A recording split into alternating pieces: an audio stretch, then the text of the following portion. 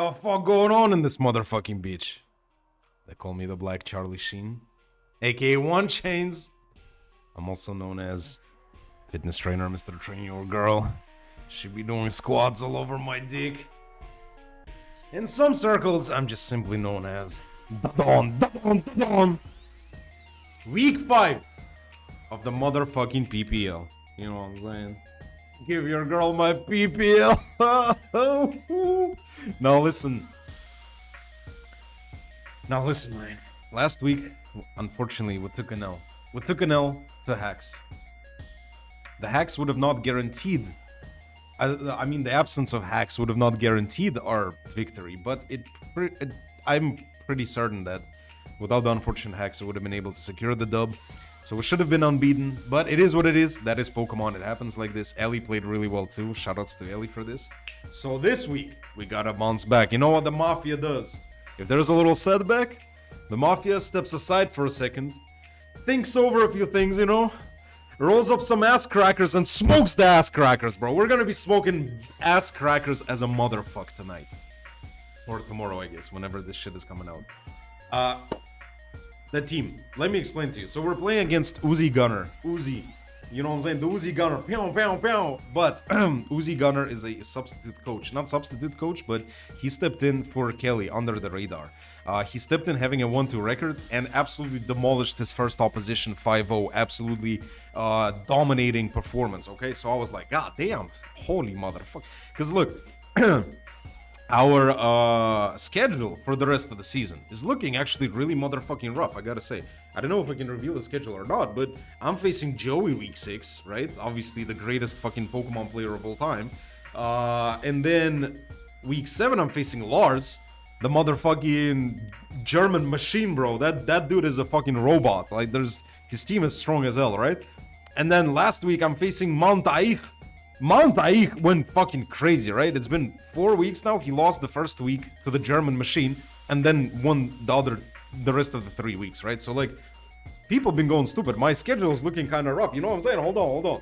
There's Mafia always wins, right? But there's a very high possibility we're gonna be struggling in the next matches. So imagine after a commanding 3-0 start, we could very well get down to not winning a single game anymore and not making playoffs, right? To make playoffs, I think with the differential that we have, we probably need about 4 wins.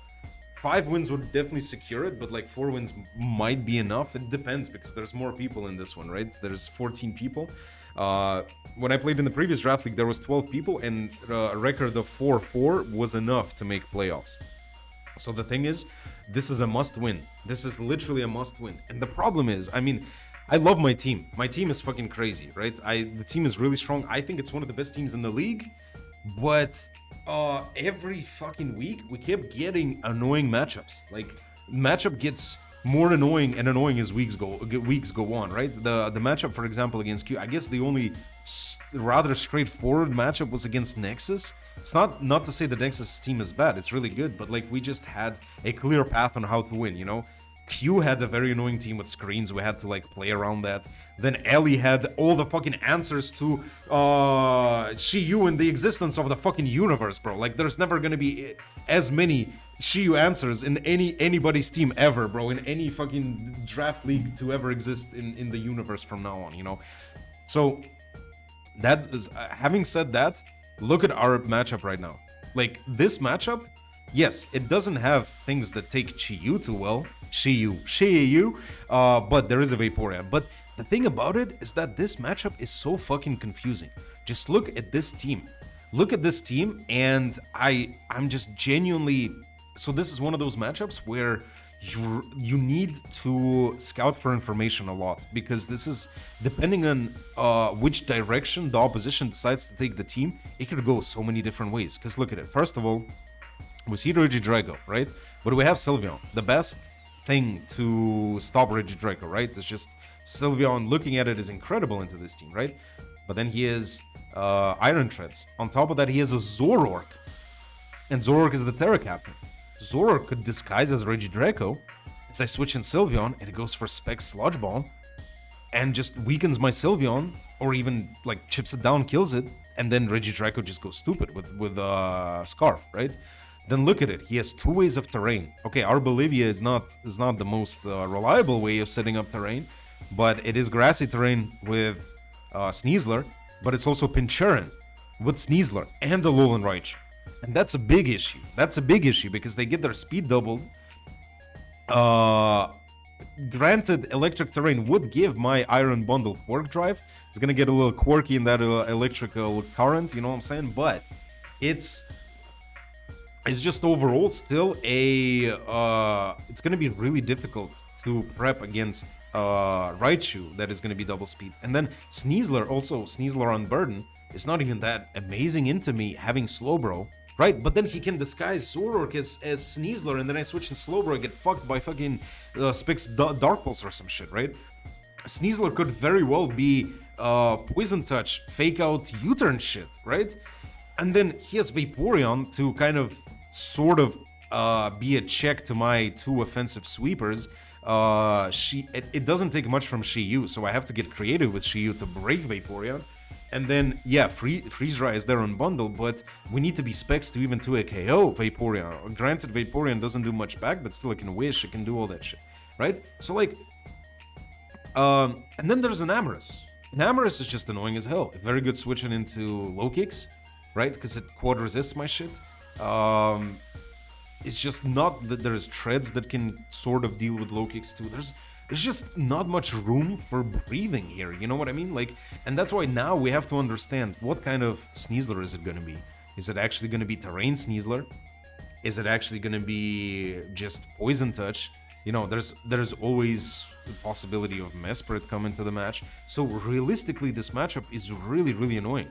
And then if Enamorus gets out of hand easily with like Calm Mind's Draining Kisses, you know, fucking Iron Defense, like that type of shit, that could also happen. So, honestly, on paper, this matchup is really, really annoying. It's not necessarily like cog blocking matchup like the previous one. The previous one was definitely cog blocking. But this one is just really confusing in the sense that we have to be really creative and really careful with like positioning and, you know, proper plays. It's gonna be a fun game. I can tell you it's gonna be a fun game. So pretty much broke down the opposition's team. The Terras, I don't remember because his team has changed after this. The Terras on Raichu are like Fairy, Electric, I think, and something else, Grass or Ice. I think Ice. On this shit is like, I think it's Fighting, Fairy, and Dark. By the way, we are making after this week we'll have a different lineup. I will make a video about this after probably like Monday or Tuesday or midweek. I'll make a video about our trades. Our team is going to be looking different. I'm not going to say who we recruited yet, but I will say which Pokemon we have given away. Unfortunately, after Diego's incredible performance in week 3, Diego got a little bit starstruck, alright? Diego and Pablo shared, shared some yayo in the post-game and the after-party, you know, on Zion. And Diego realized that he wants a wage increase. Diego wanted a new contract, okay? And Diego's wage demands were through the roof. I understand that those demands came from at least 4 grams of yayo being snorted in one fucking sit. But... I mean, Diego is a very dear Pokemon to us, right? But unfortunately, the Mafia, for now, the Mafia's budget is a bit tight because we have a lot of investments in a lot of different projects, right? We have a lot of employees that we have to pay in the Mafia Corporation, okay? So we couldn't afford to renew the contract with Diego. So unfortunately, this is going to be the final week of Diego. This is the last week of Diego's last game, and then his contract expires and he's gonna become a free agent. Unfortunately, we had to let Diego go. Copper Jeff Fat Bastard, unfortunately picked up a real bad injury of getting really humiliated in week 4, where a lot of pressure was on Copper Jeff. The Fat Bastard couldn't withstand the pressure. Took an injury, took a mental injury on top of that, and unfortunately we had to cancel the contract with Copper Jam. with Fat Bastard. That is very unfortunate, but Fat Bastard has to go. And it's unfortunate, but Giuseppe got a raise, okay? So Giuseppe got moved into the executive apparatus of the mafia, okay? So Giuseppe is no longer an athlete. I'm talking about decidueye-hisui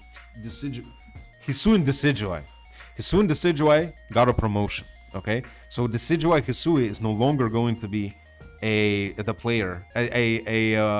athlete for Denise Jynx, but he's going to be in the executive board of the mafia. Okay, so Giuseppe got a promotion.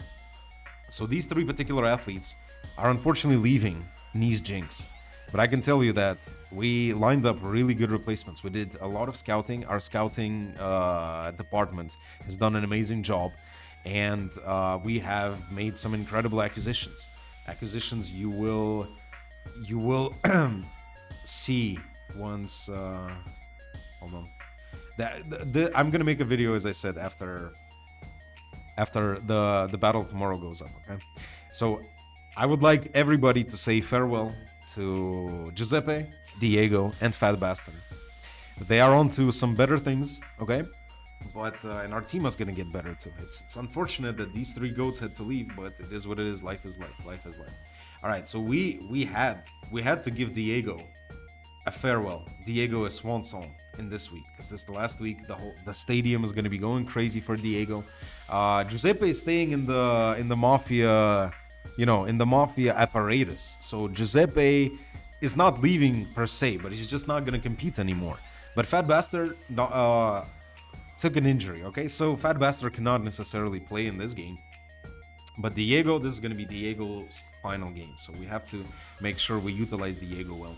What we're going to be pulling up with is black glasses, shades Shiyu, you know what I'm saying? I had to buy shades for a couple of, you know what I'm saying? Pablo had his own shades already from a few weeks ago I bought, and I had to buy Shiyu some shades, you know what I'm saying? She was like, oh shit, the Don got some new Ray-Bans, you know what I'm saying? I'm trying to, you know what I'm saying? And I was like, shit, Shiyu, Shiyu. All right, kids, I got you, brother. And I got him a nice pair of Ray-Bans as well, all right? So I got Shiyu with black glasses. This is realistically done there is one purpose for Shiyu in this battle, and it is to just break through Vaporeon, okay? Because if we break through Vaporeon, everything goes fucking stupid on our team, right? Vaporeon is going to be a very important stepping stone in getting this victory, right? So, and we have to find a way to break through Vaporeon. This team is really, really centered around actually like trying to abuse Vaporeon and like putting pressure on that thing. So we'll see, like, because in my opinion, Vaporeon is like the best Pokemon to bring into me together with like a Zoroark, that would be really crazy. So we bring Shiyu with Ray-Bans, and Shiyu is gonna be, as you can see, max special attack, Dark Pulse. We don't need much speed because we also have Flame Charge. Flame Charge is a cool, interesting tech in case we get an opportunity to get a Flame Charge off. This is not obviously the primary way of playing this, but we have really good Spadef to be able to take Surfs from Vaporeon. So let's say Shiyu comes out, Vaporeon switches into Shiyu, I Schnasty Plot, then I perhaps Schnasty Plot again as it Surfs, and then I just murk that shit with Dark Pulse, okay? And then Shiyu's job is done pretty much for this. So we are over-focusing on getting rid of Vaporeon for this particular game with Shiyu, and we don't really need Shiyu for anything else. I mean, obviously it does work against other team members pretty well, but like the main goal, as I said, just to break Vaporeon, right? Then we got Fat Ass Mav, you know what I'm saying, the Fat Ass. Shoutouts to Maverick Shooters and IFO for building this incredible team. I can tell you that it was really rough preparing for this. We actually spoke about this matchup for a few days. We tried to cook up some ideas. Everybody was really, really brainstorming hard. Even though no test, no prep is done as usual. That's the Mafia way. That's the motto. We go in raw. We're going raw into this prostitute, you know what I'm saying? And we don't give a fuck, okay? So that's how it always is. That's why no prep is done, but obviously you have to theorize about specific scenarios and about, different situations that you want to be in. And Mav and Ifo cooked up some amazing shit, right? So we're pulling up with Booster Energy Bundle, but as you can see, this is Booster Energy Special Attack. And we have Agility and Encore. Freeze Dry and Hydro Pump. Freeze Dry, Hydro Pump, obviously necessary coverage, but we have no Ice Beam, no Flip Turn this time. Encore Agility. Agility is going to be probably the thing that will allow me to properly position myself against terrain stuff. Because I'll tell you that originally we were planning on bringing Tailwind as a measure against, potential terrain. But Tailwind is not exactly reliable, and plus it can get stalled out, and, So we decided to go with Agility. Booster Special Attack is amazing because it's pretty much a Life Orb, and with Life Orb, Modest, this bundle is gonna go crazy. It's gonna be doing fucking damage, alright? Damage on damage. So Agility is going to be very important for us to outspeed a lone Raichu in terrain and outspeed Sneasler in terrain in case this happens. And obviously outspeed Regidrago if it's Scarfed and if we get an opportunity, because we can bring in Bundle forces switches, right? So we can most likely get an Agility up for free in some cases. Encore is also important for us getting that Agility. Encore is mostly for enamorus, so it doesn't get out of hand.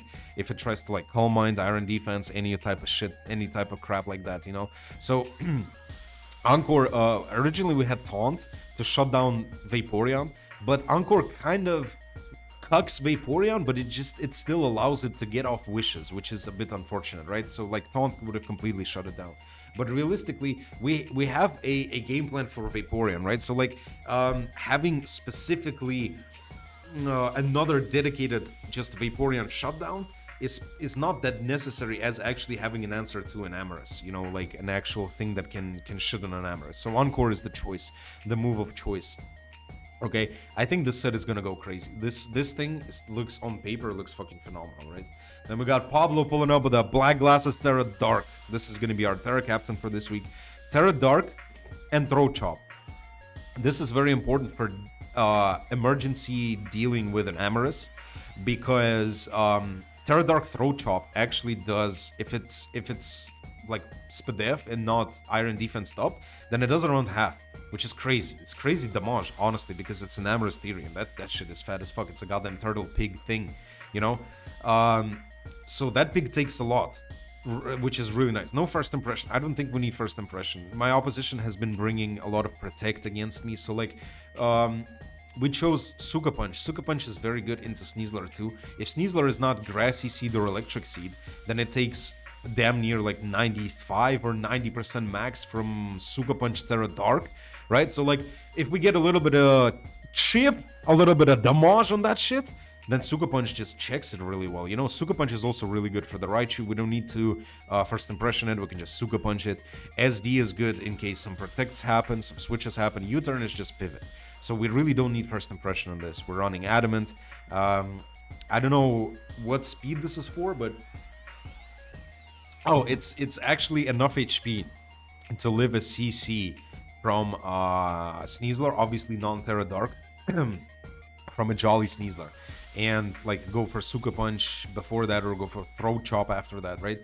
And the rest is put in speed. That's kind of what it is. Also, this thing, by the way, 362.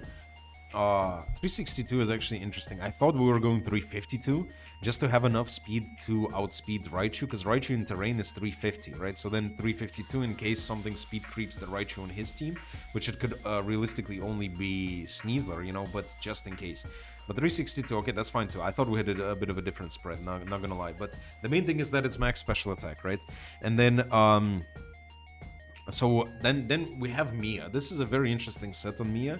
We have Kebia Berry. Kebia Berry weakens the poison type moves, right?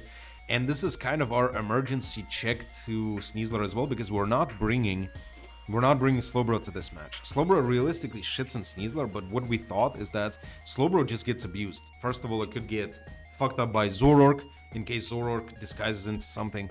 Slowbro also gets Volt Switched by Treads. It gets U-turned by Sneasler, out, and it just allows the opposition to reposition.